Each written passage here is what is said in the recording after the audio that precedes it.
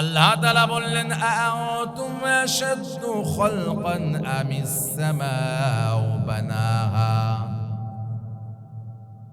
আল্লাহ মানুষের কাছে একটি প্রশ্ন ছুড়ে দিয়েছেন আর বলতেছেন তোমরা এবার আমার একটি প্রশ্নের জবাব দাও। তোমরা মানুষ, তোমাদের তৈরি করা এটা বেশি কঠিন না আসমান আর জমিন তৈরি করা বেশি কঠিন? সুবহানাল্লাহ। আল্লাহ তাআলা বলেন আনতুম আশাদ্দু খালকান আমিস সামাউ বানাহা। আমি যে আসমান তৈরি করেছি, তোমরা আমাকে বলো এই আসমান তৈরি করা এটা বেশি কঠিন নাকি তোমাদেরকে বানানো বেশি কঠিন? এই প্রশ্ন যখন করা হয়, এবার আপনারা যারা আছেন তারা এবার জবাব দেন, আমাদের বানানো কঠিন না আসমান বানানো কঠিন? ভাইরা আমার, আল্লাহ তাআলা শুধু প্রশ্ন করেন নাই। আল্লাহ তাআলার নিয়ম হলো কোরআনুল কারীমের এক জায়গায় প্রশ্ন করবেন, আপনি কি জবাব দিবেন এর অপেক্ষায় আল্লাহ তাআলা থাকেন না। আল্লাহ তাআলা অন্য সূরার অন্য আয়াতে আবার সেই প্রশ্নের জবাব দিয়ে দেন। সুবহানাল্লাহ। আল্লাহ তাআলা সূরা নাজিআতের এই আয়াতের মধ্যে জানিয়ে দিলেন, বান্দা বলো তো আমি তোমাদেরকে যে সৃষ্টি করেছি এটা কঠিন নাকি যে আসমান তৈরি করেছি এটা কঠিন? তোমরা বলো। এরপর আল্লাহ তাআলা জবাব দিচ্ছেন, এই একই প্রশ্নের জবাব দিলেন সূরা মুমিন 57 নম্বর আয়াতে। আল্লাহ তাআলা বললেন লা খালকুস সামাওয়াতি ওয়াল আরদি আকবারু মিন খালকিন নাস। হে পৃথিবীর মানুষ শোনো, না না তোমাদেরকে বানানো কঠিন, তার চেয়েও বেশি বড় ব্যাপার হলো আসমান বানানো, তার চেয়ে বড় ব্যাপার হলো জমিন বানানো। সুবহানাল্লাহ। আসমান বানানো এবং জমিন তৈরি করা এটা তোমাদের চেয়েও আরো বেশি কঠিন ব্যাপার এটা। ওয়ালাকিন আকসারান নাস লা ইয়ালামুন।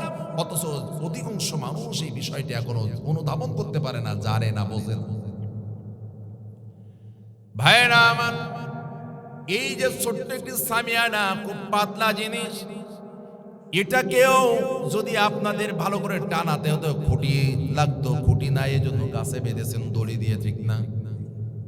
সামান্য একটি সামিয়ানা টানানোর জন্য খুঁটির দরকার হয়।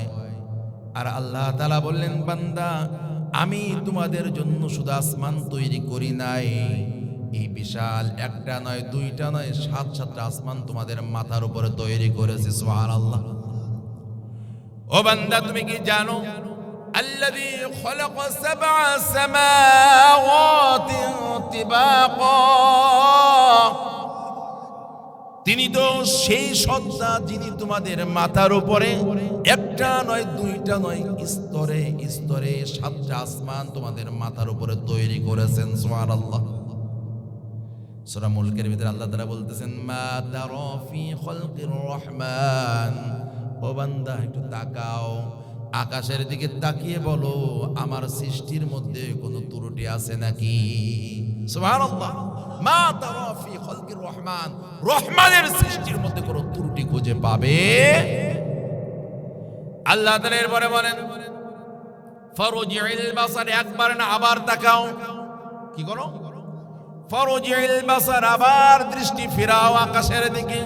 হাল তারা মিন ফুতুর, এবার বলো তো এখন কি কোনো ত্রুটি খুঁজে ফেলে নাকি? তাহলে আল্লাহ প্রথমে একবার বললেন, দ্বিতীয়বার আবার তাকাতে বললেন। আল্লাহ বলেন না দুইবার হবে না। এরপর আল্লাহ তাআলা বললেন সুম্মা রজিউল বাসারা কাররাতাইন। ও বান্দা একবার নয় দুইবারও নয়, তোমার দৃষ্টিকে বারবার বারবার বারবার আকাশের দিকে দেখো, তাকাও, ওদিকে নজর দাও আর আমার প্রশ্নের জবাব দাও। কোনো ত্রুটি খুঁজে পেলে নাকি? শোনো, না না, যতবারই তুমি দৃষ্টি দিবে তাকাবে ত্রুটি খুঁজবে, তোমার চোখগুলো তোমার দৃষ্টি ব্যর্থ হয়ে ক্লান্ত শ্রান্ত হয়ে তোমার দিকে ফিরে আসবে, কিন্তু কোনো ত্রুটি খুঁজে পাবে না। ভাইরা আমার, শুধু তাই নয়, তাহলে 7টা আসমান শুধু তৈরি করেন আল্লাহ তাআলা সূরা রাদের 2 নম্বর আয়াতে বলতেছেন, আল্লাহুল্লাযী রাফা'আস সামাওয়াতি বিগাইরি আমাদিন তারাউনাহা। ও বান্দা, আমি কি শুধু আসমান তৈরি করলাম? এই বিশাল আসমান 7টি আমি তোমাদের মাথার উপরে ধরে রাখলাম, কিন্তু কিন্তু অবাক করার ব্যাপার হলো এই আকাশে আমি আল্লাহ কোনো খুঁটি ব্যবহার করে নাই। সুবহানাল্লাহ। আমি আল্লাহ বিশাল আসমান ধরে রাখলাম, কিন্তু এই আসমান ধরে রাখার জন্য আমি কোন স্তম্ভ ব্যবহার করি নাই।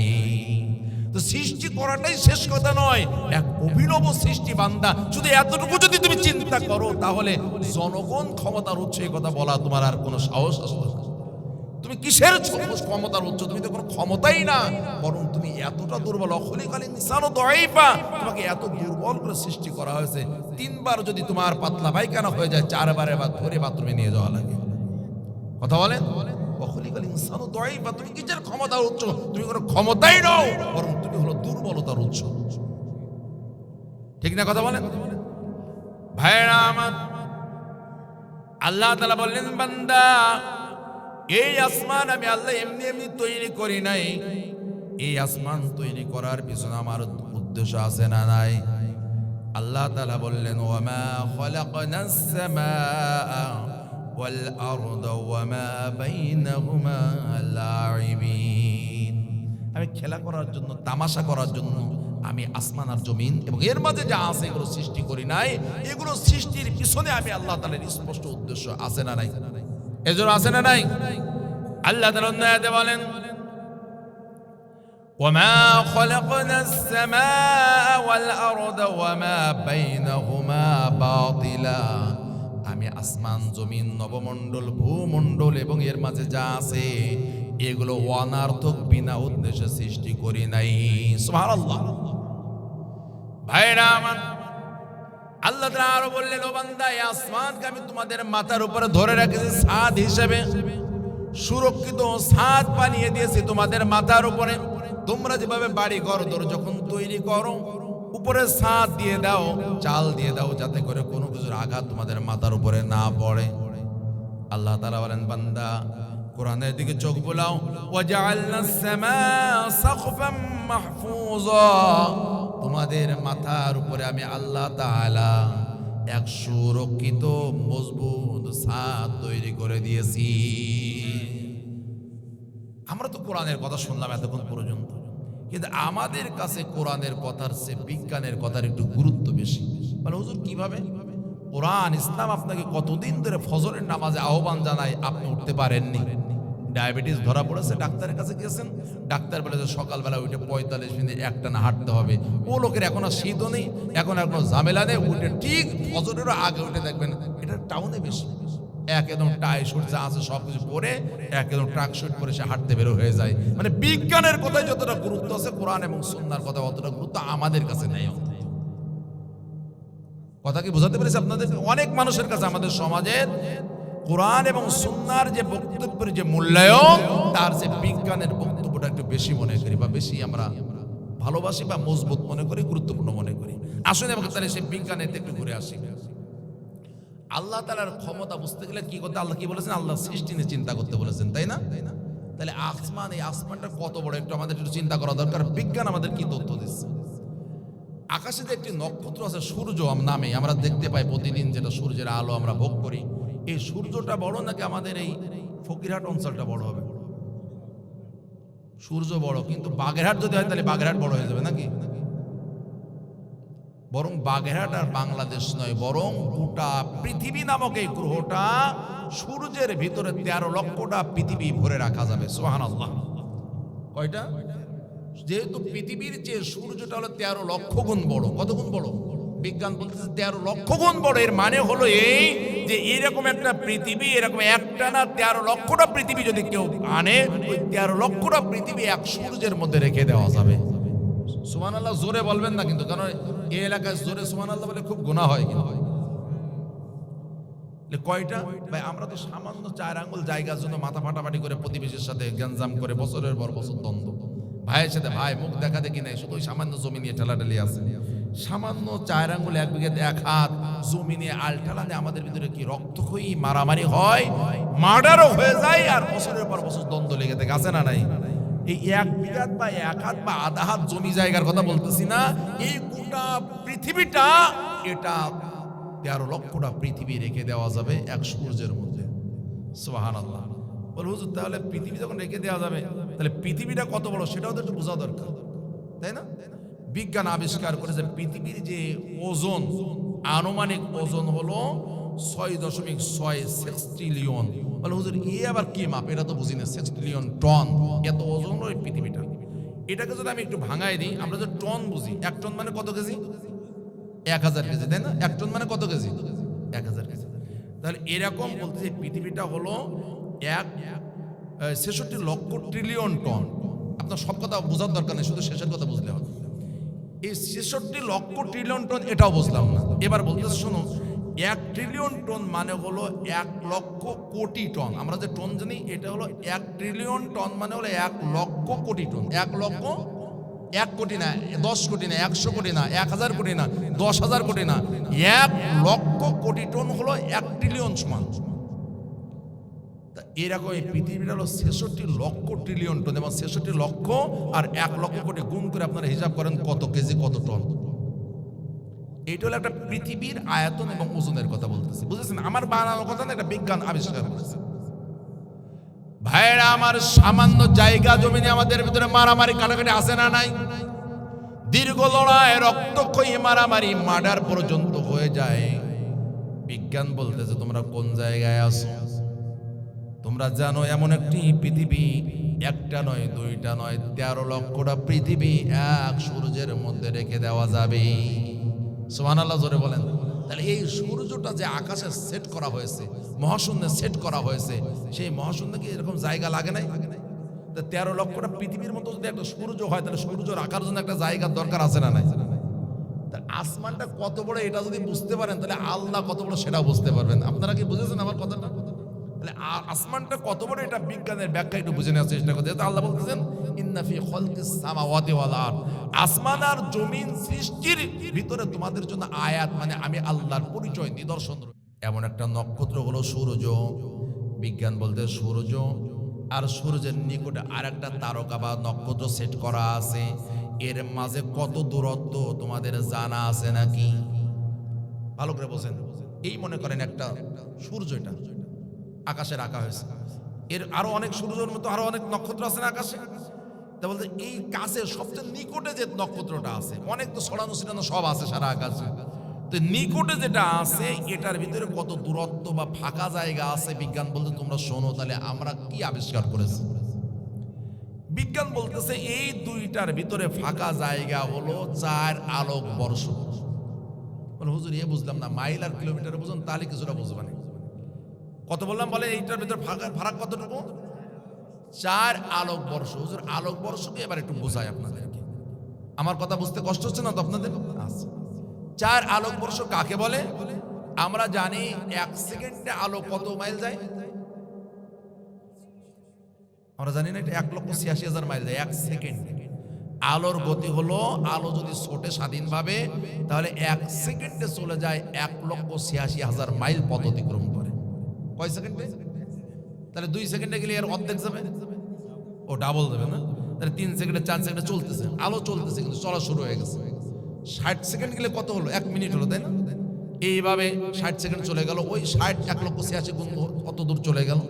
এরপরে আলো ছুটতেছে, তাহলে 1 মিনিট 2 মিনিট 3 মিনিট করে ছুটতে ছুটতে যদি 60 মিনিট যায়, তাহলে 1 ঘন্টা গেল। 1 ঘন্টা 2 ঘন্টা 3 ঘন্টা আলো কিন্তু চলতেছে। 4 ঘন্টা 5 ঘন্টা 24 ঘন্টা হলে একদিন হলো। 1 দিন 2 দিন 3 দিন এভাবে আলো চলতে চলতে 365 দিন যদি হয়, তাহলে 1 বছর হয়ে গেল। কথা কি বুঝতে পেরেছেন? এই 1 বছর সময়ের মাঝে আলো যত পথ অতিক্রম করে, এটাকে বলা হয় 1 আলোক বর্ষ। আমি বোঝাতে পারি না বলে। 1 সেকেন্ড 2 সেকেন্ড করে ছুটতেছে আলো, ওই 1,86,000 মাইল গতিবেগে ছুটতেছে, কিন্তু সে ছুটতে ছুটতে 1 মিনিট 60 মিনিট 1 ঘন্টা 24 ঘন্টা, মানে একদিন 365 দিন যত দূর চলে গেল আলো, এই দূরত্বকে বলা হয় 1 আলোক বর্ষ, 1 লাইট ইয়ার। বুঝাতে পারিস আপনাদেরকে? তাহলে হুজুর বলে এখনো বুঝতে পারলাম হুজুর, মাইল আর কিলোমিটার বের করে একটু বোঝেন। বিজ্ঞানের হিসাব অনুযায়ী এইভাবে আলো 1 সেকেন্ডে 1,86,000 মাইল যদি ছুটতে থাকে, তাহলে 1 বছরে পথ অতিক্রম করবে হলো 5,86,569 কোটি কিলোমিটার। সুবহানাল্লাহ, কিলোমিটার না মাইল, কত? 5,86,569 কোটি মাইল এটা অতিক্রম করবে, মাইল কিলোমিটার না, মাইল পথ অতিক্রম করবে 1 বছরে। বুঝতে পারেননি? মানে এখান থেকে মানে আপনাদের লক্ষ্য এত দূরত্ব হবে, তাই না? ভালো করে বলছেন। 1 কোটি মানে কত? 100 লক্ষ 1 কোটি হয় না? 1 কোটি না, 10 কোটি না, 100 কোটি না, 1000 কোটি না, 10,000 কোটি না, বলা হচ্ছে 5,86,000 কোটি মাইল 1 বছরে চলে যায় আলো। তাহলে 1 বছর আলো ছুটলে এই পথ অতিক্রম করে, তাহলে 4 বছরে তো অবশ্যই তার 4 গুণ হবে না কম হবে?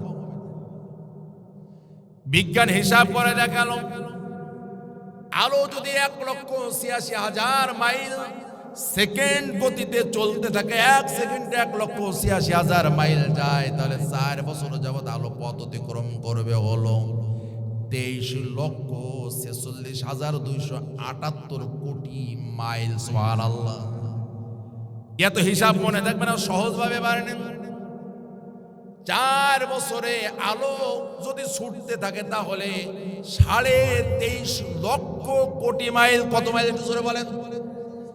23.5 লক্ষ কোটি মাইল আলো 4 বছরে পথ অতিক্রম করে। এর মানে হলো এই সূর্য আর তার নিকটে আরেকটা সূর্যের মধ্যে নক্ষত্র, এর মাঝে দূরত্ব হলো 23.5 লক্ষ কোটি মাইল।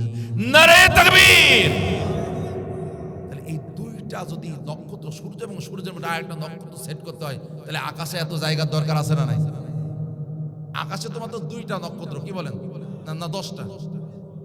ওরে সর্বনাশ! আসেন বিজ্ঞান কি বলতেছে।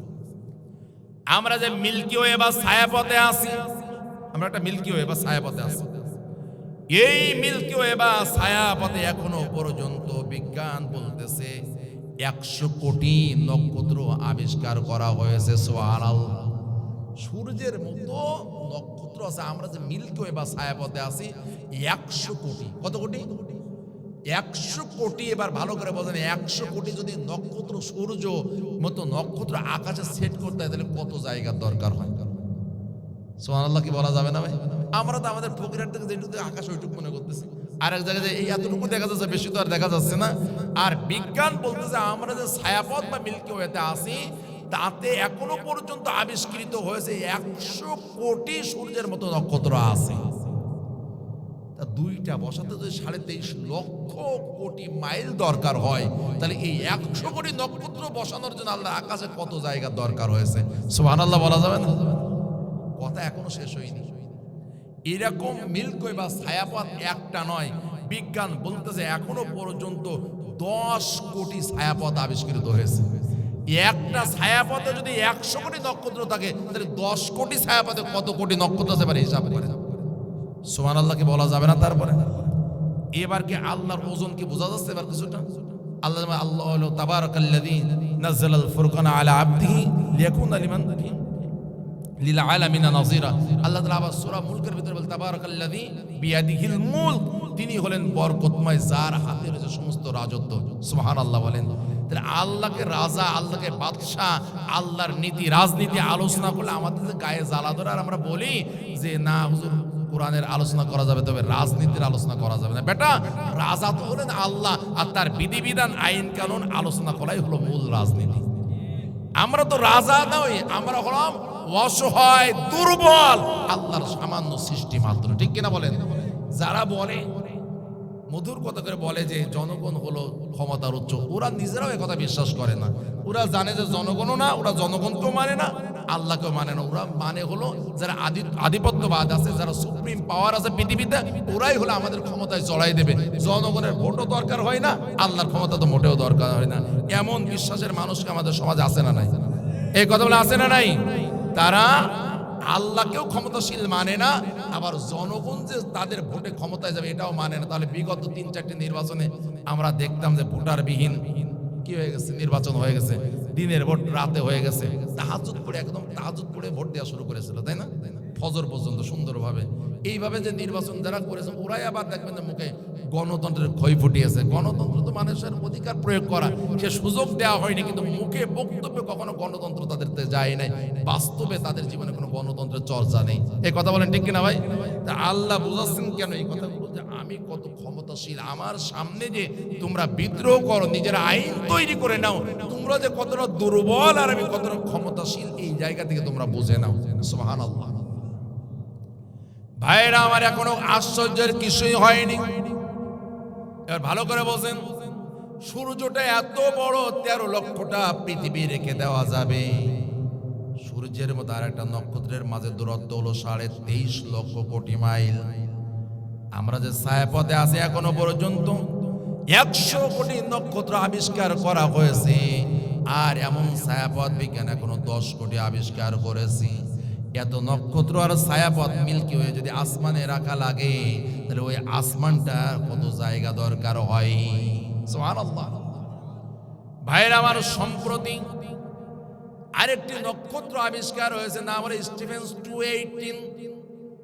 এটা এত বড়, বিজ্ঞান বলতেছে একসাথে 1000 কোটি সূর্য একটা নক্ষত্রের মধ্যে রেখে দেওয়া যাবে। সুবহানাল্লাহ। একটা নক্ষত্র আবিষ্কার হয়েছে, নাম হলো স্টিফেন্স 218। নাম কি বলেন? স্টিফেন্স 218। এই নক্ষত্রের মাঝে সূর্যের মতো নক্ষত্র রেখে দেওয়া যাবে, একটা দুইটা নয়, 1000 সূর্য একটা নক্ষত্রের ভিতরে রেখে দেওয়া যাবে। 13 লক্ষ পৃথিবী রাখা গেলে একটা সূর্যের ভিতরে, আর 1000 সূর্যের মতো নক্ষত্র যেই নক্ষত্রের ভিতরে রাখা যায়, ওই নক্ষত্র কত? বুঝতেছেন আমার কথাগুলো? ভাইরা আমার, শুধু তো তাই নয়, বিজ্ঞান বলতেছে সূর্য যে তাপ দেয়, ওই স্টিফেন্স 218 এই নক্ষত্রের তাপ হলো 4 লক্ষ গুণ বেশি। বলে হুজুর, এই যে চৈত্রের রোদের তাপে আমরা দাঁড়াতে পারি না, পিপাসা লেগে যায়, তাই এমন নক্ষত্র আছে এর আলো আমাদের গায়ে পড়ে আমরা ঝলসে যাই না কেন? সেই নক্ষত্র কোথায়? বিজ্ঞান বলতেছে তোমাদের খুব কাছে না সে নক্ষত্র। তোমরা যে পৃথিবীতে আছো, এখান থেকে স্টিফেন্স 218 এই নক্ষত্রটি মাত্র 20,000 আলোক বর্ষ দূরে আছে। কত? 4 আলোক বর্ষের হিসেব করলাম, তাতে 23.5 লক্ষ কোটি মাইল হয়। 4 মাত্র 4। আর বিজ্ঞান বলতে 20,000 আলোক বর্ষ দূরে আছে এই নক্ষত্র। এরকম তার একটা নক্ষত্র আল্লাহ তৈরি করেন, এটা তো আমাদের আবিষ্কার হচ্ছে আস্তে আস্তে, তাই না?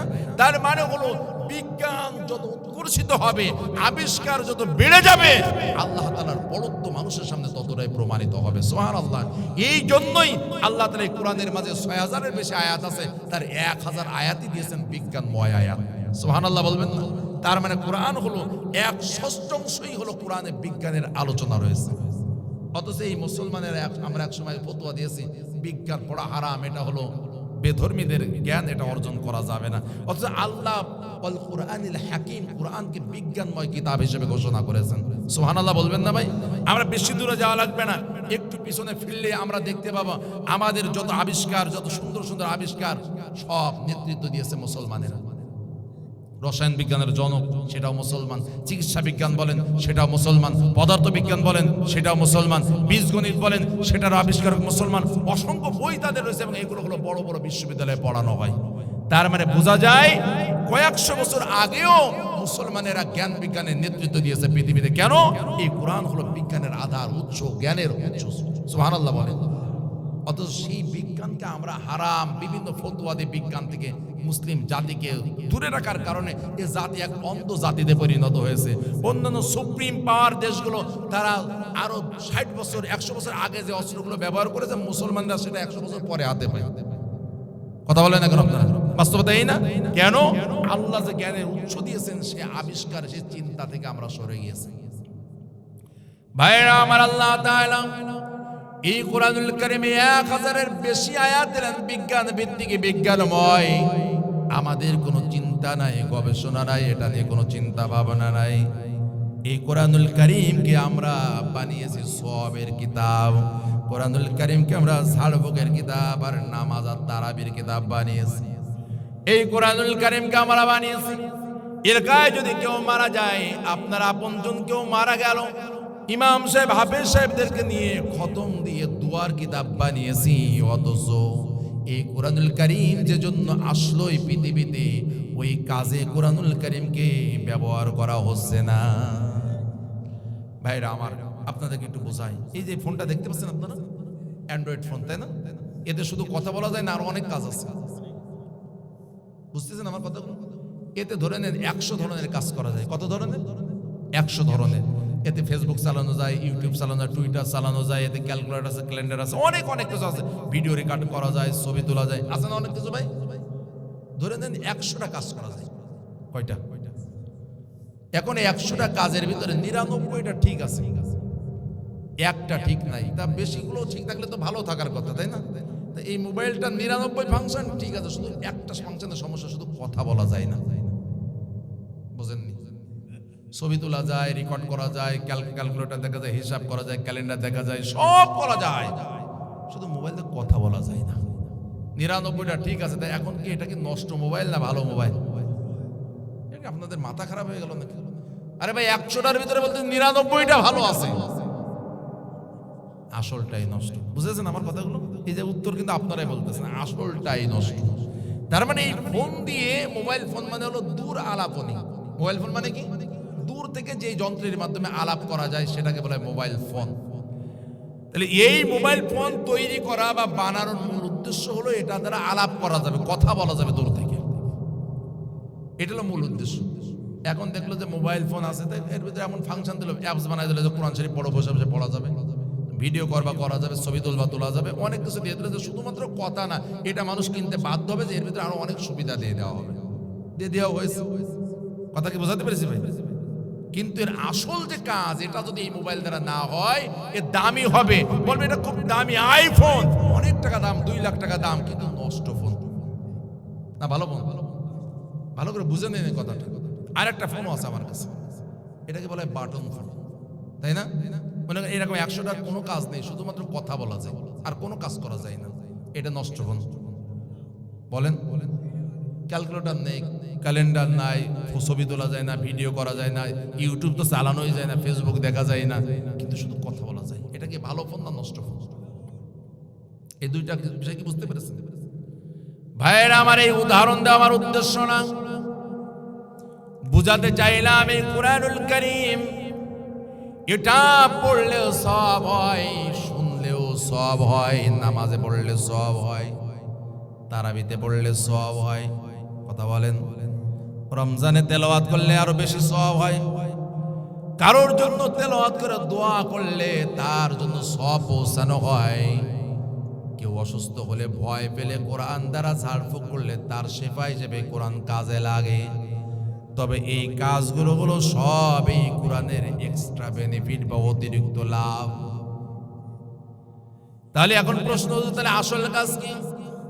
কিতাবুন আনজালনাহু ইলাইকা লিতুখরিজান নাসা মিনাজ যুলুমাতি ইলান নূর। নারে তাকবীর! ও বিশ্বনবী, এই কিতাবখানা আপনার কাছে নাজিল করা হয়েছে, উদ্দেশ্য হলো লিতুখরিজান নাসা মিনাল যুলুমাতি ইলান নূর। মানুষেরা অজ্ঞতা, কুফরি, শিরকি, বেদাতি, বিভিন্ন প্রকারের নেফাকে, হিংসা, বিদ্বেষের মতো অন্ধকারের ভিতরে পড়ে আছে, জাহান্নামের পথে চলমান আছে। এই অন্ধকারময় জীবন থেকে তাদেরকে কোরআনের মাধ্যমে টেনে টেনে বের করে আলোর পথ, জান্নাতের পথ দেখিয়ে দেবেন। এই জন্য আমি আল্লাহ তাআলা এই কোরআনুল কারীম আপনার কাছে নাজিল করে দিয়েছি। নারে তাকবীর! আল্লাহ অন্য জায়গায় বললেন কোরআন নাজিলের কারণ হলো লিতাহকুমা বাইনান নাসি বিমা রাকাল্লাহ। ও নবী, আপনি যখন মানুষের মাঝে বিচার ফয়সালা করবেন, সমাধান দিবেন, সেটা আমি আল্লাহ কোরআনের মাধ্যমে, ওহীর মাধ্যমে যেভাবে আপনাকে বিচার ফয়সালা শিখিয়েছি, এইভাবেই বিচার ফয়সালা করার জন্য আমি আল্লাহ তাআলা কোরআন নাজিল করে দিয়েছি। ভাইরা আমার, এটা হলো তাহলে কোরআন নাজিলের মূল উদ্দেশ্য। অন্য জায়গায় বলা যায় গবেষণা করার জন্য, তার মানে হলো কোরআন গবেষণা করতে হবে, চিন্তা করতে হবে, ভাবতে হবে, আল্লাহ তাআলার কথাগুলোকে চিন্তা করতে হবে। আর এই কোরআন দ্বারা এই সমাজ পরিচালিত করতে হবে। এই কোরআন দ্বারা মানুষকে জান্নাতের দিকে ডাকতে হবে, কোরআনময় সমাজ গড়তে হবে। এটা হলো কোরআনের মূল উদ্দেশ্য। এটা যদি এই সমাজে চালু না হয়, যে এই সমাজে 90.04% মুসলিম বসবাস করে, ওই সমাজে যদি এই কোরআন চালু না থাকে, বিধান বিজয়ী না থাকে, তাহলে আখিরাতের ময়দানে আমাদের নামাজের তেলাওয়াত বাতিল হয়ে যাবে, তারাবির তেলাওয়াত বাতিল হয়ে যাবে, শত শত খতম দিয়েছেন তাও বাতিল হয়ে যাবে। ওই মোবাইলের মতো মূলটা যদি আসলটা ঠিক না থাকে, 99টা যেভাবে বাতিল হয়ে নষ্ট ফোন বলা হয়, কোরআনুল কারীমের আসল ফাংশন যদি আমরা আমাদের জীবনে ব্যবহার না করি, সওয়াবের ডালা নিয়ে, ডালা ভর্তি সওয়াব নিয়ে জাহান্নামে যাওয়া লাগবে। কেননা এই কোরআনুল কারীমের হক যদি আদায় করা না হয়, একদিকে কোরআন আপনার বিরুদ্ধে মামলা দিবে, অন্যদিকে নবীজিও মামলা দিবেন। বিশ্বনবী জানালেন, এই কোরআনুল কারীম তোমাদের পক্ষে অথবা বিপক্ষে আল্লাহ তাআলার আদালতে সাক্ষী দান করবে, সাক্ষ্য দিবে, সাক্ষী হিসেবে দাঁড়াবে। এই কোরআনুল কারীম যার পক্ষে দাঁড়িয়ে যাবে, তাকে জান্নাতে না নেওয়া পর্যন্ত তার সঙ্গ ত্যাগ করবে না। সুবহানাল্লাহ। আবার পক্ষান্তরে এই কোরআনুল কারীম যেই মানুষগুলোর বিপক্ষে দাঁড়িয়ে যাবে, ওই মানুষগুলোকে জাহান্নামে না পৌঁছানো পর্যন্ত তাদের সঙ্গ ত্যাগ করবে না। তাহলে বোঝা গেল এই কোরআনের সুপারিশ আমাদের দরকার আছে না নাই? এই জন্য আছে না নাই? তাহলে কোরআনের সুপারিশ যাদের দরকার, তারা কোরআনের বিরুদ্ধে চলতে হবে দুনিয়াতে। বুঝতে পারলেন না? তাহলে ওয়াজ তো সব ব্যর্থ হয়ে গেল। কোরআনের সুপারিশ যদি আমরা পাই, কোরআনের শাফায়াত যদি পেতে যাই, তাহলে কোরআনের পক্ষে চলা লাগবে না বিপক্ষে চলতে হবে। ভাইরা আমার, খুব পরিষ্কার বিষয়। আখিরাতে যদি এই কিতাবকে মনে করেন আমার প্রয়োজন, তাহলে এখন আপনার কিতাবের কাছে আসা লাগবে। এই কিতাবকে আপনি বক্ষে মাথায় জীবনে ধারণ করবেন, কোরআন আখিরাতের ময়দানে আপনার পক্ষে দাঁড়িয়ে যাবে। এই কোরআনকে দূরে ঠেলে দেবেন, কোরআন বিদ্বেষী জীবন যাপন করবেন, কোরআনের কথা হতে দেবেন না, শুনবেন না, শুনতেও দেবেন না। এরকম মানুষ আছে না নাই? অনেক মাহফিল এখনো পর্যন্ত বন্ধ করে দেওয়া হয়। যখন আয়োজন করা হয়, যেদিন মাহফিল হবে সেদিন সকালে মাহফিল বন্ধ করে দেওয়া হয়। ইতিহাস আছে না নাই? কথা বলেন। আগেও ছিল, এখনো আছে। আগে জিনেরা করতো, এখন ভূতেরা বন্ধ করে, তাই না? আগে জেনেরা বন্ধ করতো, এখন ভূতেরা বন্ধ করে দিচ্ছে। ভাইরা আমার, আমি বোঝাতে চাচ্ছি, এই কোরআনুল কারীম আখিরাতের ময়দানে যদি আমি চাই যেটা আমার সঙ্গী হয়ে যাক, আমার সঙ্গে থেকে এটা জান্নাতে আমাকে পৌঁছে দিই, তাহলে এই কোরআন আপনার কাছে দুনিয়াতে যাবে না, আমাকে কোরআনের কাছে যেতে হবে। কথা বলেন। দুনিয়াতে যদি আমি কোরআনের কাছে যাই, কোরআন দ্বারা সমাজ, আমার জীবন, পারিবারিক জীবন, আমার সমাজ জীবন, রাষ্ট্র জীবন, আন্তর্জাতিক জীবন সাজায়, এই কোরআনুল কারীম আল্লাহর দরবারে আমার পক্ষে ছাপায় সাক্ষ্য দিবে। তাহলে একটা হলো কোরআনের সাক্ষ্য, শুধু তাই নয়, আখিরাতের ময়দানে বিশ্বনবী মুহাম্মদুর রাসূলুল্লাহ সাল্লাল্লাহু আলাইহি ওয়াসাল্লাম শুধু আমাদের শাফায়াত করবেন না, সুপারিশ করবেন না। এই কোরআনুল কারীমের 30 নম্বর সূরা হলো সূরাতুল ফুরকান, 25 নম্বর সূরা। আর এই সূরা 30 নম্বর আয়াতে আল্লাহ তাআলা একটা মামলার কথা উল্লেখ করেছেন। কিসের কথা? আল্লাহ তাআলা বলেন, ওয়াকালার রাসূল ইয়া রাব ইন্না কওমি ইত্তাখাযু হাযাল কুরআন মাহজুরা। আল্লাহ দরবারে রাসূল দাঁড়িয়ে যে বলবেন, ও আমার রব, এই যে আমার কওম সম্প্রদায়, আমার উম্মত, যেই কোরআন দ্বারা জাহেলি সমাজকে পরিবর্তন করে একটি সোনার সমাজে, স্বর্ণালী সমাজে পরিণত করা হয়েছিল, রব এই কোরআন আমার উম্মতের কাছেও ছিল। ওরা তাকে রেখেছে, কাপড় জড়িয়ে শ্রদ্ধা করেছে, তেলাওয়াত করেছে, নামাজে তারাবিতে খতমে তেলাওয়াত করেছে। ও রব, এই কোরআন দ্বারা আমি সমাজকে, অন্ধকার সমাজকে আলোকিত করে বলেছিলাম, খয়রুল কুরুনি করনি, এই পৃথিবীর মাঝে আমার যুগই হলো শ্রেষ্ঠ যুগ। সুবহানাল্লাহ। যেই কোরআন দ্বারা আমি জাহালাতের অন্ধকার তাড়িয়েছিলাম, বড় বড় সভ্য মানুষগুলোকে শ্রেষ্ঠ মানুষে পরিণত করেছিলাম, যেই কোরআনের মাধ্যমে, কোরআন তাদের কাছেও ছিল। দুর্ভাগ্যবশত এই কোরআনকে তারা তাদের জীবনে যে উদ্দেশ্য নাজিল করা হয়েছে সেই কাজে ব্যবহার করে নাই। ওদের জবানে তেলাওয়াত ছিল, নামাজে তেলাওয়াত ছিল, মাদ্রাসাতে তেলাওয়াত ছিল, খতমে তেলাওয়াত ছিল, দোয়ায় তেলাওয়াত ছিল, কিন্তু এই কোরআন দ্বারা তাদের জীবন, তাদের সমাজ গঠন করে নাই। মামলা দেওয়া হবে ভাই। এখন নবীজি যদি মামলা দেন, নবীজি হলেন উকিল, ওকালতি করবেন আমাদের পক্ষে, উকিলই যদি মামলা দেন, আমার উকিল আর কে আছে? বুঝেননি ভাই কথা? যিনি মামলা দেন তিনি আর ওকালতি করতে পারেন নাকি? বলবে তুমি মামলা দিয়েছো, আবার ওকালতি করতে আসো, তাহলে এই ভানাসি করতে বলেছে, এই খামোকায় কাজ করতে বলেছে, তুমি তো মামলা দিয়েছো তার নামে, তাহলে ওকালতি তো তুমি করতে পারবে না, অন্য কেউ করতে পারে। তারপর নবীজি তো আমাদের মামলাতে বসে আছেন, তাহলে আমাদের ওকালতি কে করবে? আমাদের বাঁচার কোনো লাইন আছে ভাই? কথা বলেন। তার মানে আমি বুঝালাম এই কোরআনকে অবশ্যই তেলাওয়াত করতে হবে। আবার ভুল ব্যাখ্যা করবে যে হুজুর তেলাওয়াত করতে বলে সওয়াব নেই, তা বলি নাই। তেলাওয়াতে সওয়াব, খুদিজে করলে সওয়াব, শুনলেও সওয়াব হয়, নামাজে পড়লে সওয়াব, তারাবিতে সওয়াব, রমজানে আরো বেশি বেড়ে যায় সওয়াবের মাত্রা, ঠিক কিনা জোরে বলেন। কিন্তু এই কোরআনুল কারীমকে যে উদ্দেশ্যে নাজিল করা হলো, ওই উদ্দেশ্য যদি কোরআনকে ব্যবহার করা না হয়, তাহলে এই কোরআন এবং নবীজি আমাদের বিরুদ্ধে আখিরাতের ময়দানে মামলা দেবে। আমি এবার প্রশ্ন করি আপনাদের, আমাদের দেশে মদ কি হারাম না হালাল অবস্থায় আছে? আমাদের দেশে হারাম আছে? মদের লাইসেন্স আছে না নাই আমাদের দেশে? কোরআনুল কারীম বলে মদ হারাম, আর আমাদের দেশে 90% মুসলমান বাস করে, মদ এখানে হালাল। আমরা বলি হুজুর হালাল না তো লাইসেন্স। ভাই লাইসেন্স তো ইংরেজি শব্দের অর্থ হলো বৈধ, আর বৈধর আরবি হলো হালাল। বুঝতে পারি নাই? কোরআনের বিধান হলো মদ হারাম, আমাদের দেশে আছে হালাল অবস্থায়। কোরআন বলে সুদ হারাম, আমাদের দেশে সুদের অর্থনীতি চলতেছে। কথা বলেন না কেন? কোরআন বলতেছে চুরি করলে চোর, পুরুষ হোক বা নারী হোক, তাদের হাত কেটে দাও। আমাদের এই বাংলাদেশের স্বাধীনতার বয়স 54 বছর, একজন হাত কাটা মানুষ পাওয়া যায় না। তার মানে হলো আমাদের দেশে কোনো চোর নেই, ছিল না। তাহলে 54 বছরে একজন হাত কাটা নারী পুরুষ পাওয়া গেল না, এর মানে হলো আমাদের দেশে তো এখন পুকুর চুরি না, এখন সাগর মহাসাগর চুরি হয়ে যায়। বড় বড় চোর আছে কিন্তু হাত কাটা মানুষ পাওয়া যায় না, তার মানে হলো আমাদের দেশে চোর আছে, তবে চুরির যে বিধান আল্লাহ কোরআনে দিয়েছেন তা চালু নাই।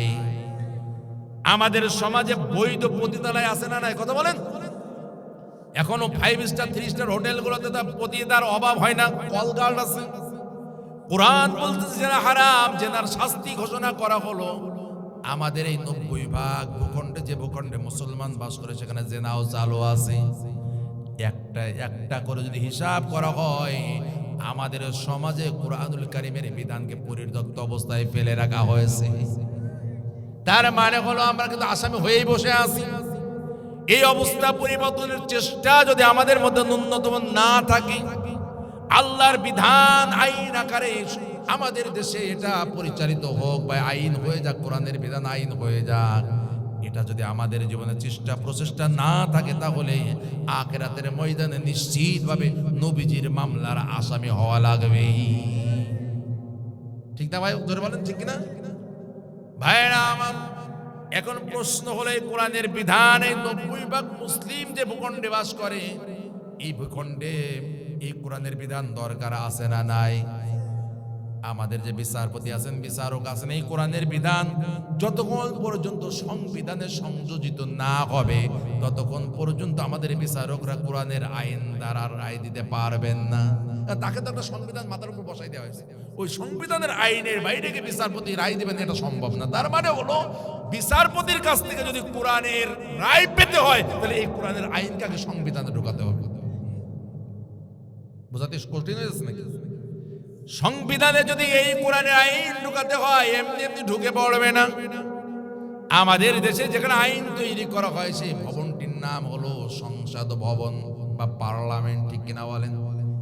আর এই পার্লামেন্টে যে মানুষগুলো নির্বাচিত হয়ে যায় সংসদ সদস্য বা এমপি হয়ে, ওই মানুষগুলো হলো দেশের আইন তৈরি করে ওখানে। তার মানে আমি যদি প্রশ্ন করে, আমরা কোরআনের বিধান চাই কি চাই না, একটু জোরে বলেন। কে কে চাই? একটা হাত উঁচু করে আল্লাহকে দেখায়, নারে তাকবীর। এবার হাত নামান। আমরা কোরআনের বিধান, আমরা যারা মুসলমান অবশ্যই হাত তুলবো এবং আমরা চাই কোরআনের বিধান। তবে কোরআনুল কারীমের বিধান এমনি এমনি আমাদের আইন বা সংবিধানে ঢুকে যাবে না। যারা আইন রচনা করেন এমন লোক লাগবে যারা কোরআন বোঝেন। কথা বলেন, যারা কোরআন বোঝেন, যারা কোরআন মানে, আর যারা কোরআনের সমাজ, ন্যায় ইনসাফের সমাজ গড়তে চায়, এমন লোক ওখানে লাগবে। ওরকম 300 জন 500 জন তো যে সংসদে ঢুকলেই এমপি হওয়া যায় না, এর একটা নির্দিষ্ট নিয়ম কানুন আছে না নাই? তার মানে সহজ হিসাব হলেই আমি মুসলমান হিসেবে কোরআনের আইন চাইতেই হবে, না চাইলে আমি মুমিন থাকতে পারি না। আর আমি যদি কোরআনের আইন চাই, আমাদের জীবনে কোরআনের আইন বাস্তবায়িত হয়ে যায়, তাহলে এই কোরআনের বিধানগুলো সংবিধানে সংযোজিত হওয়া দরকার। আর সংবিধান সংযোজিত আপসে এমনি এমনি হয়ে যাবে না। ওই সংসদ ভবনের যারা সদস্য বা মেম্বার অফ পার্লামেন্ট, এমপি যারা, তারা এই আইনগুলো ঢুকাবেন সেখানে। তাহলে ওই আসনগুলোতে এমন মানুষ পাঠানো দরকার আমাদের মাধ্যমে যারা কোরআন জানে। কথা বলেন, কি জানে? কোরআন জানে, কোরআন মানে, সুন্নাহ, কোরআন সুন্নাহর জ্ঞান আছে, আর একটি ইনসাফের সমাজ, কোরআন সুন্নাহর সমাজ গড়তে চায়। এমন মানুষ যেন আমরা সমালোচনা করে সেখানে পাঠাতে পারি, তাহলেই আল্লাহ রসুলের ওই মামলা থেকে আমরা খারিজ পেতে পারি। আল্লাহ চেষ্টা করেছিলাম, আমরা চেষ্টা করেছি, আমরা পারি নাই। আমাদের হাতে তো সিদ্ধান্ত না, আমাদের হাতে হলো চেষ্টা করার ক্ষমতা। আমরা চেষ্টা করেছিলাম কোরআনের বিধানের জন্য, কোরআনের মানুষের জন্য, কোরআনের সমাজের জন্য। আমরা পারিনি, কারণ বাতিলপন্থী মানুষ বেশি ছিল। অন্তত নিজেকে রক্ষা করা যাবে যদি কোরআনের পক্ষে আমরা অবস্থান করতে পারি। ঠিক কিনা জোরে বলেন ভাইরা আমার। এখন প্রশ্ন হলো, এই ভূখণ্ডে তো শুধু মুসলমানেরা, অমুসলিমরা আছে না নাই? কোরআনুল কারীম এবং রাসূলের আদর্শ এটা যদি প্রতিষ্ঠিত হয়ে যায়, যেভাবে মুরগির কোলের ভিতরে আদরের মধ্যে তার ছোট ছোট বাচ্চাগুলো থাকে, একটি ইসলামী রাষ্ট্রে অন্য ধর্মের মানুষগুলো ওইভাবে তারা নিরাপত্তার মধ্যে থাকবে। সুবহানাল্লাহ। বিশ্বনবী মুহাম্মদুর রাসূলুল্লাহ সাল্লাল্লাহু আলাইহি ওয়াসাল্লাম তিনি বলেন, আমি আখিরাতের ময়দানে ওই লোকের বিরুদ্ধে মামলা করব যে মুসলমান অথচ কোন অমুসলিমকে অনার্থকভাবে, অন্যায়ভাবে কষ্ট দিয়েছে, তার দায়িত্বের বাইরে অমুসলিম হওয়ার কারণে বোঝা চাপিয়ে দিয়েছে, অথবা তার সম্পদ, তার সম্মান লুণ্ঠন করে নিয়েছে। এরকম যদি কোনো অপরাধে কোনো এই কাজগুলো করে, আমি অমুসলিমের পক্ষে দাঁড়িয়ে আল্লাহ দরবারে মুসলিমের বিপক্ষে মামলা করে দেব। তার মানে হলো, কোরআনের বিধান শুধু মুসলমানদের জন্য না, মানবতার জন্য, মানবতার কল্যাণের জন্য, মানব জাতির মুক্তির জন্য দরকার। আবার অমুসলিম ভাইয়েরা বোনেরা যারা আছেন ভয় পেয়ে যায়, কোরআন তো জঙ্গির কিতাব, এটা না যদি চালু হয়ে যায় তাহলে আমাদের আর এই দেশে থাকা হবে না। এই ভয় বাতিলপন্থীরাও তাদের মধ্যে পুশ করে দেয়। কথা বলেন। দৃষ্টান্ত নেন, কোরআন শুধু ওয়াজ করে না, বাস্তবে করে দেখায়। মিশরের গভর্নর হলেন আমর ইবনুল আস রাদিয়াল্লাহু তাআলা আনহু। মিশরের গভর্নর আমর ইবনুল আস আর তৎকালীন সময়ের মদিনার খলিফা হলেন হযরত ওমর। সুবহানাল্লাহ। এক যুবকের সাথে খারাপ ব্যবহার করলো আমর ইবনুল আস রাদিয়াল্লাহু তাআলা আনহুর ছেলে, যেহেতু বাপ হলো গভর্নর, এই পাওয়ারে একজন সাধারণ যুবকের সাথে খারাপ ব্যবহার করলো, তাকে পিটালো। ওই অমুসলিম যুবক মিশর থেকে আমর ইবনুল আসের কাছে চলে গেলেন না বিচার দেওয়ার জন্য, যেহেতু তিনি তার পিতা। এই জন্য তিনি সেই মিশর থেকে পর্যায়ক্রমে দীর্ঘ সময় পর তিনি পৌঁছে গেলেন মদিনাতে হযরত ওমরের দরবারে। সাইয়েদনা ওমর রাদিয়াল্লাহু তাআলা আনহুর দরবারে যে বলতেছেন, ইয়া খলিফাতুল মুসলিমিন, আমার সাথে আমর ইবনুল আসের সন্তান এই দুর্ব্যবহার করেছে। খুব ভালো করে বলেন ইসলামী শাসন কাকে বলে। ভাইরা আমার, সাইয়েদনা ওমর সাথে সাথে আমর ইবনুল আস তার সন্তান সহ তলব করেছেন মদিনায়। আমর ইবনুল আস তার সন্তান হাজির হয়ে গেছে খলিফার দরবারে। সন্তানকে ডেকে বলা হলো, এই যুবককে চেনো নাকি বলো। সন্তান যদি অন্যায় করেছে তবে তো সেই গভর্নরের সন্তান একজন মুসলমান, সে তো মিথ্যা বলবে না, বলবে হ্যাঁ চিনি। এবার ওই অমুসলিম যুবক তার কাছে জিজ্ঞাসা করা হলো, তোমার সাথে কেমন ব্যবহার করেছে? সে বলতেছে, আমার পিঠে এতগুলো আঘাত করা হয়েছে। সাইয়েদনা ওমর বললেন, জামা খুলে ফেলো। ওমর ইবনে আমর ইবনুল আস রাদিয়াল্লাহু তাআলা আনহুর সন্তানের শরীর থেকে জামা খুলে ফেলা হলো আর চাবুক দিয়ে দেওয়া হলো ওই যুবকের হাতে। আর বলা হলো, যুবক, তোমাকে যতগুলো আঘাত করেছে তুমি সমপরিমাণ আঘাত এই যুবকের পিঠে লাগিয়ে দাও। নারে তাকবীর! এখানে কে রাজা কে বাদশার ছেলে এটা বিবেচনা ইসলাম করে না, ঠিক না ভাই? কথা বলেন। এই বিবেচনা ইসলামের কাছে নাই। ইসলামের কাছে সিদ্ধান্ত হলো কে অপরাধী আর কে ন্যায়ের পথে আছে, সে কোন ধর্মের, কোন বর্ণের, কোন দেশের, কোন দলের, এটা ইসলাম বিবেচনা করে না। আমাদের দেশে কি এই ন্যায় বিচার আছে নাকি ভাই?